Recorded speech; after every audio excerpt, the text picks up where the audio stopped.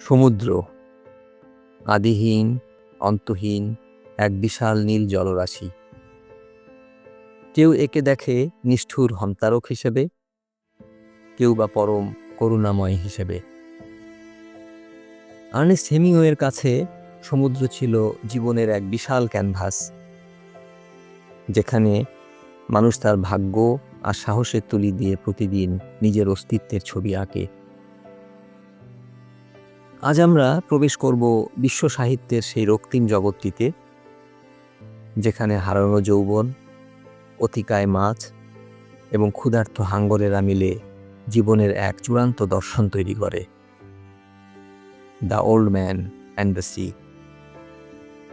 এটি কেবল একটি উপন্যাস নয়, এটি মানুষের হাড় মাংসের সীমাবদ্ধতা আর তার অমর আত্মার অসীমতার লড়াই। গল্পের শুরু কিউবার কোহিমার নামক এক শান্ত মৎস্যজীবী গ্রামে। নোনা বাতাস আর জীর্ণ নৌকার ঘ্রাণ মাখা এই গ্রামটিই ছিল বৃদ্ধ সান্তিয়াগোর পৃথিবী। টানা ৮৪ দিন সান্তিয়াগো কোনো মাছ পাননি। গ্রামে তাকে ডাকা হয় সালাও, যা দুর্ভাগ্যের এক চূড়ান্ত ম্যাটাফোর। কিন্তু এই ঘন অন্ধকারের মাঝে একটি আলোর শিখা হয়ে পাশে ছিল কিশোর ম্যানোলিন। ম্যানোলিন এখানে সান্তিয়াগোর জীবনের সেই সিমিলি, যা তার হারানো শক্তির প্রতিচ্ছবি। ম্যানোলিন হলো সেই আয়না, যেখানে তাকালে সান্তিয়াগো তার ফেলে আসা বলবান যৌবনকে দেখতে পান। ম্যানোলিনের বাবা মা তাকে সান্তিয়াগো নৌকা থেকে সরিয়ে নেয়, কিন্তু ছেলেটি হৃদয় পড়ে থাকে ওই জীর্ণ কুঠিরে। সে বৃদ্ধের জন্য কফি আনে, সংবাদপত্র পড়ে শোনায়, যেন সে বৃদ্ধের ক্ষয়িষ্ণু শরীরের মাঝে প্রাণের স্পন্দন জিইয়ে রাখতে চায়। ম্যানোলিন কেবল একজন ছাত্র নয়, সে হলো সেই আশা যা আমাদের বলে দেয় ব্যক্তি মরে যায়, কিন্তু তার শিক্ষা ও সাহস এক প্রজন্ম থেকে অন্য প্রজন্মে বেঁচে থাকে। ৮৫তম দিনে সান্তিয়াগো এক অভাবনীয় সিদ্ধান্ত নিলেন। তিনি তীরের মায়া ত্যাগ করে পাড়ি দিলেন সমুদ্রের অনেক গভীরে, ফার আউট, যেখানে নীল জলরাশি কালচে হয়ে যায় এবং সাধারণ জেলেরা যাওয়ার সাহস পায় না। হঠাৎ তার বড়শিতে এক টান লাগলো, এক বিশাল দানবীয় মার্লিন মাছ। ১৮ ফুট লম্বা সেই রাজকীয় মার্লিন এখানে মানুষের জীবনের সেই আল্টিমেট গোল বা পরম লক্ষ্য। শুরু হলো ৩ দিন ও ৩ রাতের এক মহাকাব্যিক লড়াই। সান্তিয়াগোর পিঠ ছেড়ে যাচ্ছে দড়িতে, হাতের তালু রক্তাক্ত। ঠিক এই সময় তিনি বারবার বিড়বিড় করতেন, I wish the boy were here. এই আকুতি কেবল সাহায্যের জন্য নয়, এটি ছিল উত্তরসূরির কাছে নিজের শেষ যুদ্ধটি সাক্ষ্য রাখার এক আকুল আবেদন। ম্যানোলিনের অনুপস্থিতি এখানে সান্তিয়াগোর একাকিত্বকে আরো মহিমান্বিত করে তোলে। সমুদ্রের সেই নিস্তব্ধতায়, যখন কেবল মার্লিনের টানে নৌকার কাঠ মরমর করছিল, সান্তিয়াগো তখন কেবল একজন জেলে ছিলেন না, তিনি ছিলেন মহাবিশ্বের এক নিঃসঙ্গ প্রতিনিধি। কষ্টের সেই চরম মুহূর্তে তিনি যখন মার্লিনকে ভাই বলে ডাকতেন, তখন সেই কণ্ঠে কোনো ঘৃণা ছিল না, ছিল এক পবিত্র শ্রদ্ধা। হেমিংওয়ে এখানে ম্যাটাফোরের মাধ্যমে বোঝাচ্ছেন, জীবনে প্রতিটি বড় অর্জন আসলে একটি বিসর্জন।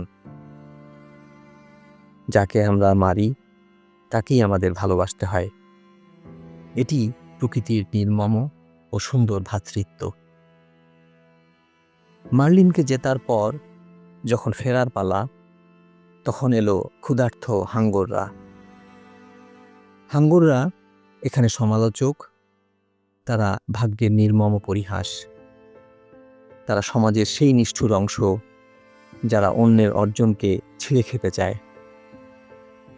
সান্তিয়াগো হারপুন, ছুরি, এমনকি দাঁড় দিয়ে লড়াই করলেন।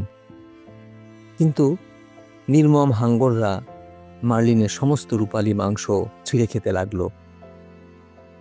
সান্তিয়াগো অন্ধকারের মধ্যে দেখছিলেন তার তিল তিল করে জেতা স্বপ্নটি কিভাবে কঙ্কাল হয়ে যাচ্ছে।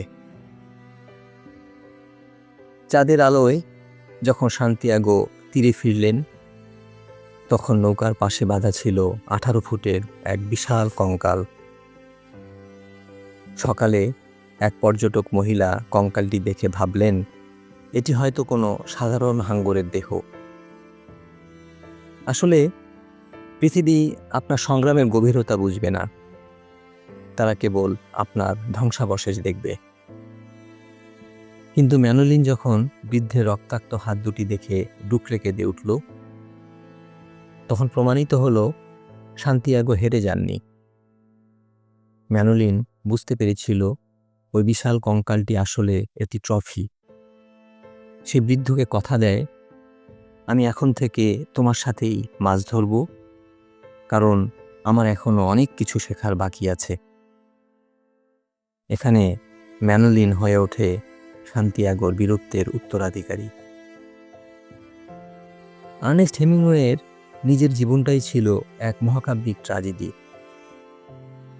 1961 সালের সেই জুলাই সকালে হেমিংওয়ে যখন নিজের প্রিয় শটগানটি তুলে নিয়েছিলেন, সেটি কি কেবল আত্মহত্যা ছিল? না, তিনি জানতেন পৃথিবী কেবল সফলতার জয়গান গায়, কিন্তু তিনি গেয়েছেন সংগ্রামের গান। হেমিংওয়ে হয়তো বুঝতে পেরেছিলেন তার জীবনের শ্রেষ্ঠ মার্লিন শিকার করা শেষ হয়ে যাচ্ছে। তিনি তার সৃজনশীলতার শেষ মাংসটুকু সময়ের হাঙ্গরদের দ্বারা লুণ্ঠিত হতে দিতে চাননি। সান্তিয়াগো যেমন ধ্বংস হয়েও অপরাজিত ছিলেন, হেমিংওয়েও তার মৃত্যুর মধ্য দিয়ে নিজেকে অমর করে গেছেন। এটি ছিল হাঙ্গরদের বিরুদ্ধে এক নীরব বিদ্রোহ, এক চূড়ান্ত রাজকীয় মুক্তি। প্রিয় দর্শক, আমাদের প্রত্যেকের জীবনেই একটি নীল সমুদ্র আছে, একটি অধরা মার্লিন আছে, এবং আমাদের চারপাশে ঘিরে আছে অজস্র হাঙ্গর। সান্তিয়াগো আমাদের শিখিয়ে গেছেন, ফলাফল যাই হোক না কেন, জীবনের গৌরব নিহিত থাকে সেই সংগ্রামের মধ্যে।